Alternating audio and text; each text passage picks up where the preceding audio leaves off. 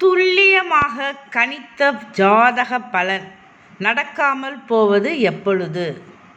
அதாவது ஒரு ஜாதகத்தை பார்த்து கண்டிப்பாக இந்த பலன் நடந்தே தீரும். அதாவது இவர் கண்டிப்பாக எக்ஸாமில் பாஸ் ஆகிடுவார், நிறைய மார்க் வாங்குவார். இல்லை இவர் எக்ஸாமில் மார்க் வாங்குறது கஷ்டம், ஃபெயில் ஆகிடுவார், ஃபெயில் ஆகிறதுக்கு கூட சான்சஸ் இருக்குது அப்படின்னு துல்லியமாக ஒரு சில ஜாதகத்தை பார்த்து கணிச்சிருப்பாங்க. அதாவது இது எக்ஸாம் மட்டும் இல்லை, எந்த ஒரு விஷயமாக இருந்தாலும் சரி, வீடு கட்டுறது, கல்யாணம் பண்ணுறது, குழந்தைங்க பிறக்கிற விஷயமாகட்டும், ஒரு தேர்தலில் வெற்றி தோல்வி, இந்த மாதிரி எந்த ஒரு விஷயத்துலையுமே துல்லியமாக ஜாதகத்தை பார்த்து பலன் கணிச்சிருப்போம். ஒரு விஷயம் இது நடக்கும், இது நடக்காது அப்படின்னு தெளிவாக ஒரு விஷயம் கணிச்சு வச்சுருப்போம். ஆனால் அது நம்ம கணித்ததுக்கு மாறாக முற்றிலும் வேறு விதமாக நடக்கும், மாறி நடக்கும். அது எப்பொழுது, அது ஏன் அப்படி நடக்குது அப்படிங்கிறத இந்த பதிவில் பார்க்கலாம். அதாவது ஜாதகத்தில் 6-8க்குரிய தசா காலங்கள் நடக்குது, தசா புத்தி காலங்கள் நடக்குது, அப்போ பலன் மாறிடுச்சு அப்படின்னு சொல்லுவாங்க. அது இல்லை, அது கிடையாது.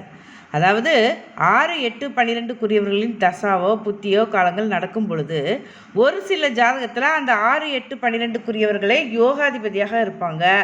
அவங்களால யோக அதாவது என்ன சொல்கிறது, யோகமான விஷயங்களும் நல்ல விஷயங்களும் நிறைய நடக்கும். அது முற்றிலும் கெடுதல்களே நடக்கும் அப்படிங்கிறதெல்லாம் சொல்ல முடியாது.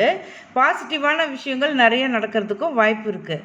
ஆனால் அதையும் மீறி நம்ம ஜாதகத்தை பார்த்து இந்த பலன் கண்டிப்பாக இவருக்கு கிடைக்கும், நடக்கும் அப்படின்னு நம்ம துல்லியமாக கணித்த பிறகும் அது மாறி நடக்கிறது ஏன் அப்படின்னா, கோச்சாரத்தில் பார்க்கணும். கோச்சாரத்தில் சந்திரன் ராசி, அதாவது நம்மளுடைய ராசி, சந்திரன் என்ற ராசி, நம்முடைய ராசியில் கேது வீட்டிற்கும் பொழுது, கேது வீட்டிற்கும் 1.5 வருட காலம் மிக எச்சரிக்கையாக இருக்கணும்.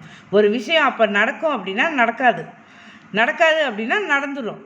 அதாவது பாசிட்டிவான விஷயம் நெகட்டிவாக நடக்கிறதுக்கும், நெகட்டிவான விஷயம் பாசிட்டிவாக நடக்கிறதுக்கும் வாய்ப்பு அதிகம் இருக்குது. கேது அப்போ அவர் எப்படி பலன்களை கொடுப்பாரு அப்படிங்கிறத நம்மளால் கணிக்கவே முடியாது. அதுவும் முக்கியமாக கோச்சாரத்தில் நம்ம ஜாதக தசா பலன்களை மீறி கோச்சாரத்தில் ராசியில் கேது நிற்கும் பொழுது பலன்கள் மாறி நடப்பதற்கு வாய்ப்புகள் அதிகம். கேது மிக வலிமையான கிரகம். அவர் நம்ம ராசியில் நிற்கும் பொழுது அவர் நமக்கு கொடுக்கும் பலன்களை கணிக்கவே முடியாது. அது ரொம்ப மிக கஷ்டம்.